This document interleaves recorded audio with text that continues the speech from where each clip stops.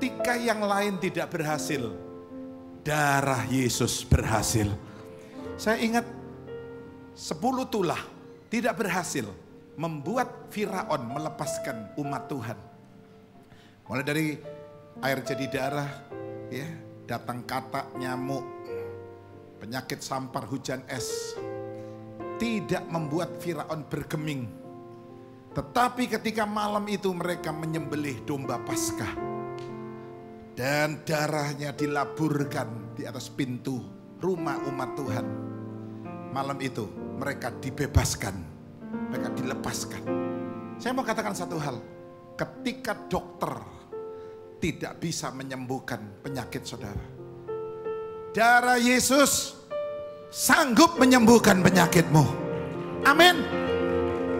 Ketika yang lain tidak berhasil, darah Yesus berhasil. Yaitu Bapak Ibu, hari Jumat dan Minggu jangan lewatkan. Tahun lalu kita tidak sempat mengadakan ibadah sama sekali. Kita miss Paskah tahun lalu. Tahun ini harus semangatnya double. Amin. Setan bikin gara-gara, hari ini dibikin bom. Cuma orang Kristen gak ke gereja. Ojo nang gereja loh. Biasanya corona, sekarang tambahi apa? Bom loh. Ya, bilang sama setan, corona dan bom tidak membuat kita mundur. Maju terus. Amin. Memang tepat, mau Paskah lagi. Supaya nggak ada kebak. Tadi saya ditelepon sama Polsek. Pak, gerejanya perlu pengaman. Oh iya Pak, kita dibantu, tolong. Pengamanan terbuka, tertutup, baju dinas, baju preman. Coba nanti Bapak beritahu saya berapa personil. Tolong Pak di backup. Ya, tidak ada tutup. Saudara-saudaraku, karena tahun lalu kita sudah kehilangan momen ini. Saudara-saudara, saya ingat satu ayat, Mazmur 37 ayat 25. Saya kira semua saudara tahu, hafal ya. Kira-kira tahu nggak? Kata-katanya apa? Mazmur 37 ayat 25. Dikatakan begini, dahulu aku muda, sekarang telah menjadi tua. Saya kira ini pengalaman kita semua. Saya dulu juga rasanya masih baru 20-an usia saya. Sekarang udah 53. Dulu saya masih muda, gak kalah ganteng sama Pastor Michael. Rambutnya tebel. Dulu rambut saya masih muda, mirip Elvis Presley. Sekarang udah 53, banyak yang mengsle. Dulu Elvis Presley, sekarang banyak yang mengsle. Nah, saudara-saudaraku, ya, apa pengalaman pemazmur? Coba dikatakan. Lihat sekali lagi. Dahulu aku muda, sekarang telah menjadi tua. Tetapi tidak pernah kulihat siapa? Tetapi tidak pernah kulihat orang apa? Bukan orang sembarangan. Bukan sembarang orang. Orang benar ditinggalkan. Atau anak cucunya meminta-minta roti. Banyak orang mengira pemazmur hanya berbicara tentang berkat anak cucu. Seperti lagu, judul lagu. Begitu besar kasih Allah pada kita, diberkatilah anak cucu kita di mana-mana. Pak, mirip seperti di Kuelin di Beijing. Ya, hanya saudara-saudaraku, banyak orang mengira pemazmur hanya bicara tentang berkat. Tapi sebenarnya pemazmur sedang mengingatkan kita tentang namanya tabur tuai. Semua bilang tabur tuai. Ini ayat ini bicara tentang tabur tuai. Saudara tahu nggak, orang benar itu suka nabur. Yang percaya katakan amin. Orang benar itu suka nabur. Yang amin cuma 5-10 orang. Orang benar itu pasti suka nabur. Patung kuda Petra belum dengar. Ya, sampai di situ belum. Ayo sekali lagi. Orang benar pasti suka nabur. Amin. Hari ini saya mau sharing sedikit tentang nabur. Saudara-saudaraku, banyak orang ingin menuai tanpa menabur lebih dulu. Itu waktu dia lihat orang lebih kaya, lebih sukses, timbul jealous. Kok dia bisa begitu ya? Kok lebih kaya ya? Lebih hebat ya? Lalu setelah itu mulai nyalahkan Tuhan. Tuhan gak adil. Tuhan pilih kasih. Saya mau tekankan hari ini satu hal, poin penting. Kita punya Tuhan yang maha adil. Yakin itu? Dia maha adil. Lihat, sapi warna hitam makan rumput hijau, keluarnya susu warna putih, dijadikan keju warna kuning. Siapa yang percaya Tuhan adil? Beri tepuk tangan buat Allah kita. Loh, itu Tuhan adil. Sapi hitam makan rumput hijau, keluar susu jadi putih. Ya, susunya putih, buat keju kuning. Tuhan adil. Orang yang lebih kaya, lebih sukses, ternyata dia menaburnya lebih banyak. Saya lihat satu keluarga, 4 saudara. Satu ini paling kaya. Setelah diselidiki ternyata yang satu ini suka perpuluhan. Yang satu ini tidak pelit sama orang tua. Dia loman, dia royal sama papa mamanya. Ya, ternyata orang kalau mau nuai harus apa? Nabur. Ini yang pertama. Yang kedua, banyak orang ketika melakukan kejahatan dia tidak sadar bahwa apa yang dia lakukan itu suatu kejahatan, suatu taburan. Kejahatan yang dia lakukan adalah suatu taburan yang satu kali akan dituai. Mungkin dia nabur 10 tahun yang lalu kejahatan, tiba-tiba hari ini dia ketakutan dan panik. Karena semuanya terbongkar. Ya. Saudara-saudaraku, dia siapkan pengacara yang hebat. Dia berkata, saya nggak mau menghabiskan sisa hidup saya di jeruji besi, di balik jeruji besi. Dia lupa, waktu dia berbuat kejahatan dia tidak sadar. Ya. Dia pikir aman, nggak ada yang tahu. Ternyata hidup ini suatu taburan. Saudara, sebagai hamba Tuhan, saya ingin mau mengatakan satu hal yang penting. Ayo kita nabur yang baik. Amin. Nabur yang baik. Ingat, Hosea 8 mengatakan siapa yang menabur angin akan menuai badai. Siapa nabur angin akan menuai puting beliung. Hakim-Hakim 8 ayat yang ke-7. Saya khotbah ini tadi ada respon dari Bapak Dalipang SH, dulu Kasipidum, ya, Kejaksaan Negeri Surabaya. Beliau sekarang udah pensiun di Jakarta, dia sering ikut online-nya GSJS Pakuan. Dia bilang, Pak, thank you khotbah tadi hukum tabur tuai. Ya, saudaraku, saya ingat apa yang dikatakan oleh Yakub kepada mertuanya dalam Kejadian 31 ayat 41. Yakub berkata begini, papa mertua ini sudah nipu saya 10 kali. Apa yang dikatakan Yakub ini sebenarnya mengingatkan kita tentang tabur tuai juga. Kenapa Yakub ini sampai ditipu mertuanya Laban 10 kali? Karena Yakub pernah nipu papanya 1 kali. Dia bilang, Pak, saya Esau loh. Ah, nggak mungkin. Iskak sudah tua, matanya kabur. Sini, suaramu Yakub kok. Rupanya Yakub sudah siap. 2 hal yang dia siap. 1, baju berbulu. Waktu Iskak gerayangi, oh iya ada bulunya. Segera dia oke, kenapa? Karena Yakub bawa senjata kedua, makanan enak. Begitu Iskak nyium makanan enak, dia lupa semua. Oh iya oke, sini kamu tak berkati.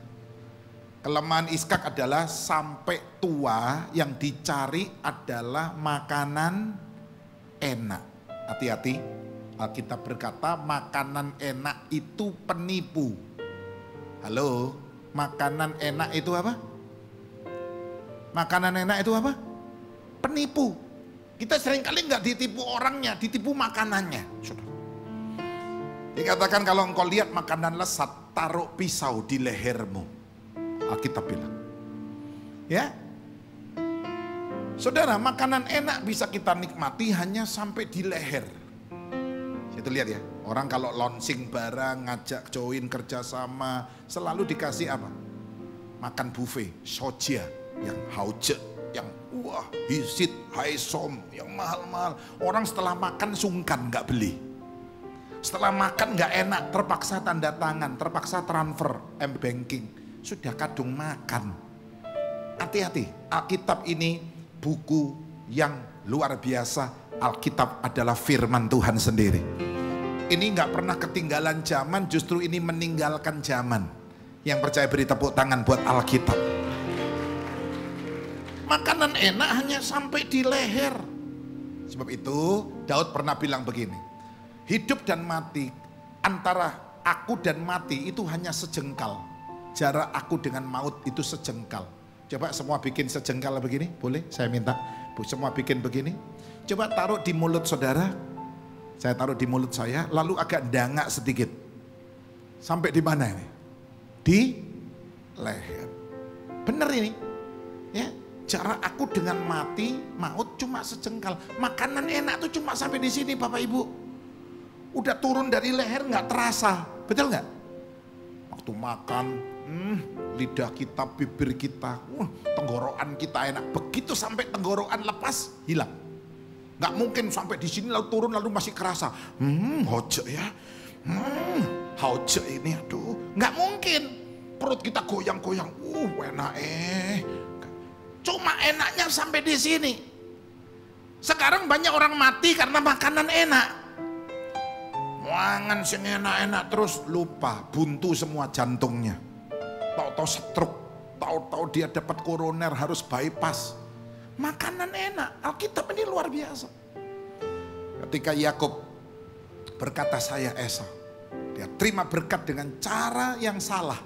Mestinya Yakub jujur aja sama papanya. Pak, Esau sudah jual kok hak kesulungannya sama saya. Tapi dalam keluarga ini tidak ada keterbukaan. Ribka pun tidak pernah terbuka kepada suaminya bahwa sesungguhnya anak sulung itu Yakub bukan Esau. Waktu mau keluar rebutan, royoan, bergulat. Mestinya Yakub, tapi tiba-tiba ditarik Esau yang keluar. Ribka sebagai mama harusnya jujur sama suami. Banyak ibu-ibu nggak mau jujur sama suaminya. Sehingga terjadi apa dalam rumah tangga? Satu anak papa, satu anak mama. Mestinya nggak boleh terjadi dalam keluarga kita. Semua anaknya papa dan mama. Halo, amin. Tetapi ya udahlah, ini pelajaran buat kita. Saudaraku, Yakub mencari dengan caranya yang salah dan dia harus menuai. Mertua nipu saya 10 kali. Bukan hanya itu.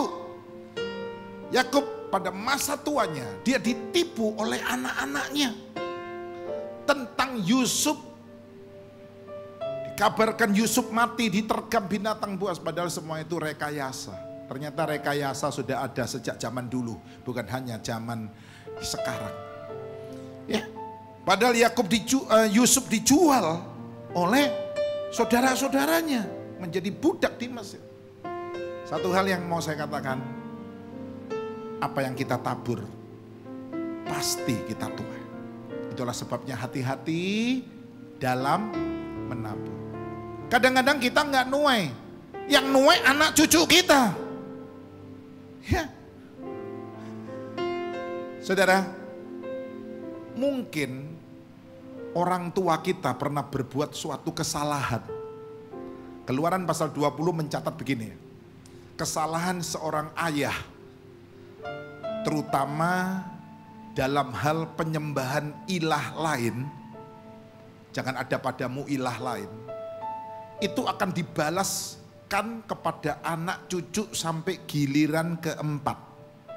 Itu ada ayat-ayatnya, Keluaran 20, Keluaran 34, Ulangan 5. Catat saja, baca nanti. Saya nggak sempat, saya nggak khotbah sih, hanya menambahi sedikit. Khotbahnya Bu Lani udah bagus banget.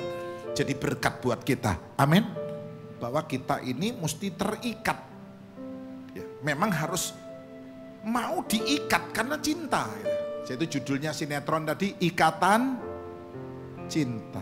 Lagi heboh ini. Semua nanti ada bilang, Pak tolong kebaktian cepat Pak ya, 7:30 ini ada sinetron Pak. Sinetron apa? Ikatan Cinta. Jadi lek iso sedurung 7:30 mulai sih Pak ya. Ya. Sampai rebut sinetron. Saudaraku, Ya, yang senyum-senyum mungkin juga penggemarnya. Ya, Bapak Ibu, sampai di mana lupa ini tadi ikatan cinta. Ya, kesalahan papa itu turun kepada anak-anaknya. Sebab itu hari ini saya akan mengadakan doa pemutusan kutuk keturunan. Ya. Ada yang bilang, Pak, orang tuanya kencing manis, itu anaknya pasti nurun kencing manis. Kutuk kencing manis bisa dipatahkan malam hari ini. Papamu, engkongmu kencing manis, kamu belum tentu kencing manis. Yang percaya bilang yes. Amin. Kutuk-kutuk, apalagi yang pernah minta pesugihan, pelarisan. Dipikir setan kasih gratis. Setan kalau nolong pasti selesainya kasih bill dia. Saudara harus setelah saya makan kan dikasih bill. Bill itu apa? Tagihan. Kok enak gratis? Ya, kalau enggak anaknya gila, cucunya sing edan. Kalau enggak karyawannya dikorbankan, pasti. Sudah lihat orang-orang yang begitu. Ada tumbalnya. Hari ini saya ajak saudara berdoa pemutusan, kita patahkan semua kutuk itu. Dan saya waktu dengar Pak Daud Tony tentang minyak urapan, tadi sempat saya bawa. Saya nggak tahu masih ada atau sisa. Grand City saya beri 3.500 tadi. Ya, karena Grand City sekarang pakai ballroom lantai 4. Justru Tuhan hebat. Di tengah pandemi, GSJS Grand City pakai ballroom setiap minggu.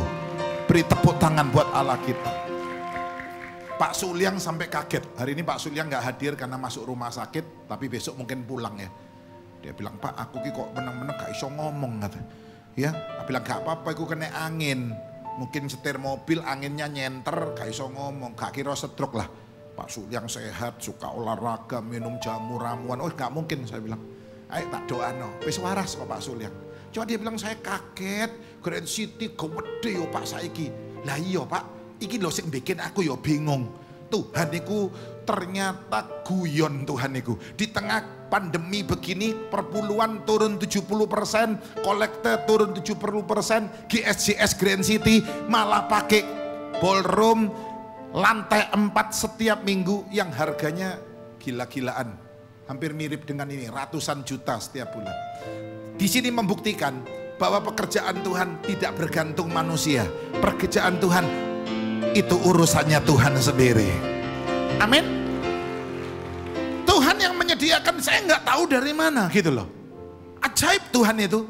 Halo, amin. Jadi saya bawakan ke Grand City tadi 3.500. Nggak tahu ini kok kelihatannya Pak udah hampir habis. 3.500 hampir habis. Ya.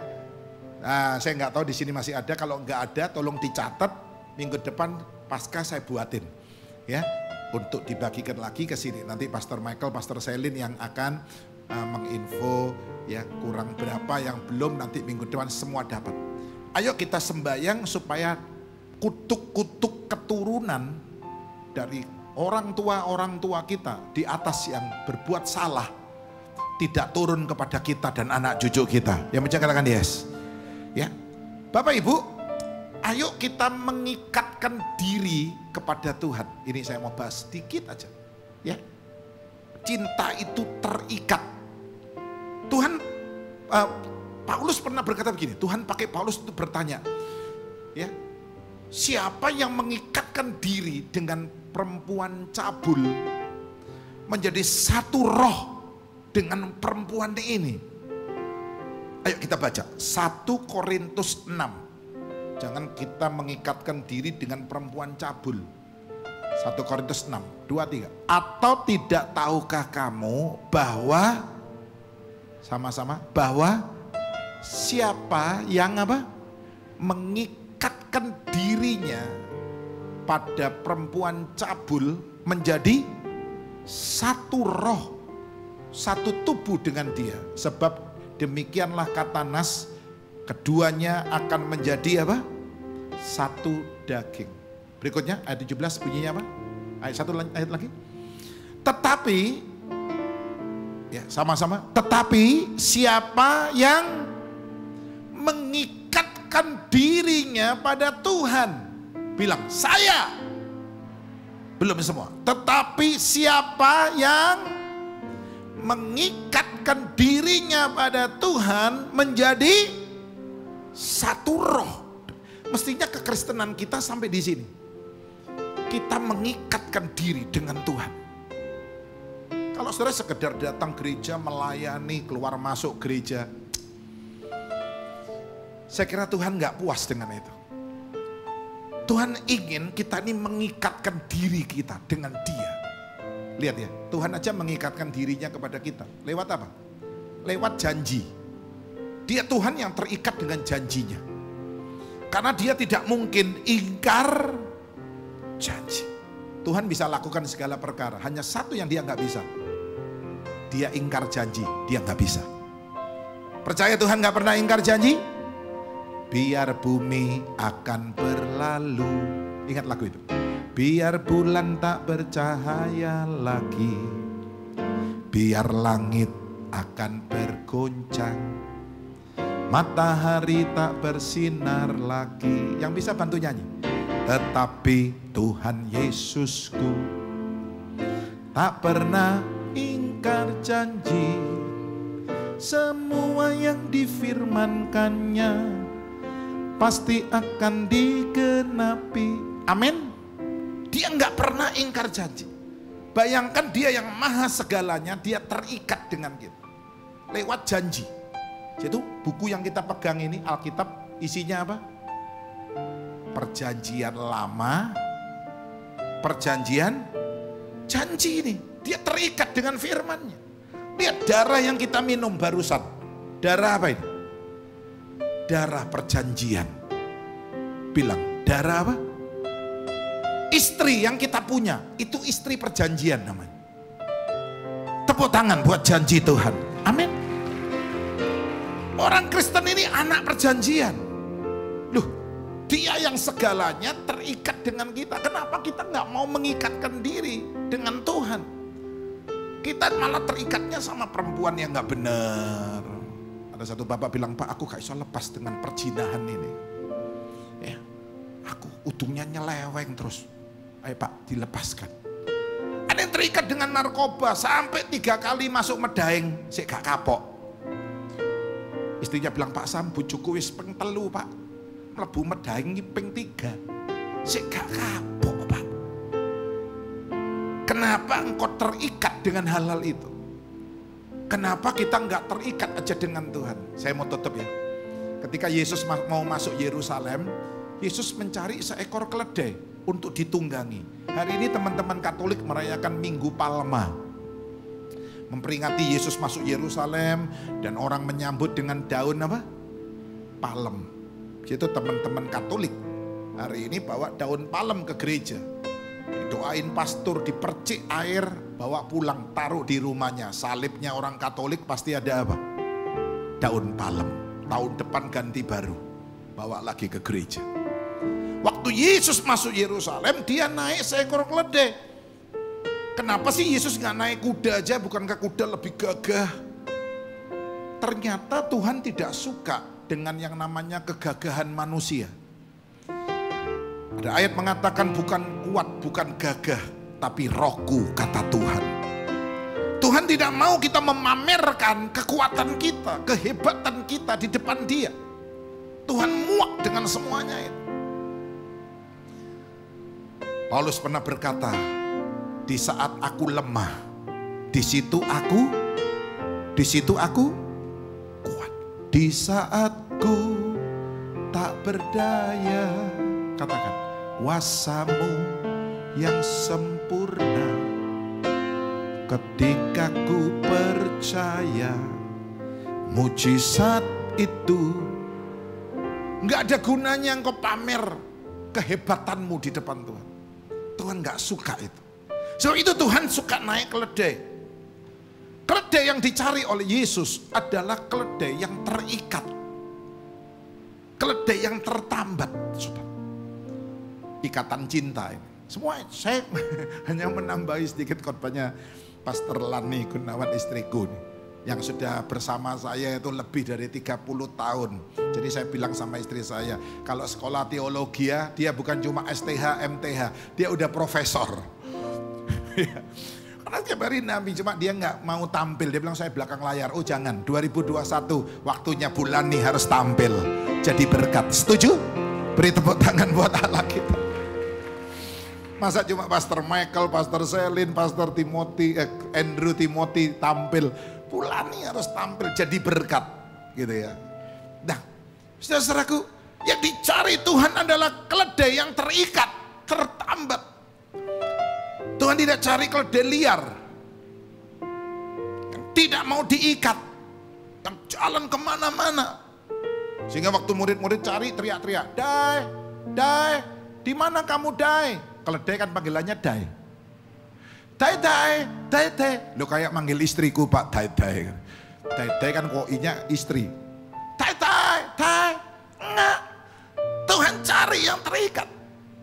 Coba kita baca satu ayat ini sebagai penutup ya. Karena waktu saya tahu ini sebentar lagi jam 6 yang udah antri di depan. Kita baca Injil Lukas ya. Yang di rumah biar tahu. Ini kebaktian di Pakuwon setiap jam rame. Diberkati Tuhan luar biasa. Saya khawatir gak cukup ini Paskah. Beri tepuk tangan buat Allah kita. Grand City, waduh luar biasa juga. Ya, saya sampai kaget tadi difotoin anak-anak. Pak ini jam setiap jam difotoi sama anak-anak Grand City. Ya saya bilang wah luar biasa. Dr. Andrew yang khotbah. Ayo lihat Injil Lukas 19 2-3. Dengan pesan pergilah ke kampung yang di depanmu itu. Pada waktu kamu masuk di situ, kamu akan mendapati seekor keledai muda yang tertambat, terikat, yang belum pernah ditunggangi orang. Lepaskanlah keledai itu dan satu ayat lagi di bawahnya, tolong ya. Dikatakan jika ada orang yang bertanya, ayo sama-sama. Jika ada orang bertanya kepadamu, mengapa kamu melepaskannya? Jawablah begini, Tuhan cari keledai ini. Keledai yang terikat. Pertanyaannya terikat di mana? Tertambat di mana? Waktu saya merenung tiba-tiba Tuhan ingatkan saya doa berkat dari Yakub untuk 12 anaknya. 12 suku Israel diberkati oleh Yakub sebelum dia mati. Jadi anak-anak itu perlu diberkati papa mama loh sebelum papa mama meninggal. Perlu minta doa berkat dari papa mama. Bener. Saya aja sering berlutut di depan papa saya. Pak berkatono aku pak. Sering saya. Papa mama saya tumpang tangan. Tuhan Sinyo ini diberkati. Saya sampai tua ini saya di umur panggil Sinyo. Soalnya anak-anak paling besar saya. Ya, berkatono Sinyo Tuhan, kasihani Sinyo Tuhan, pakai dia. Bener. Waktu Yakub memberkati Yehuda, Yakub ngomong begini, saya kaget. Ya, ia akan menambatkan keledainya pada pohon anggur. Saya kaget. Diberkati dengan kata-kata profetik bahwa Yehuda akan menambatkan keledainya di pohon anggur.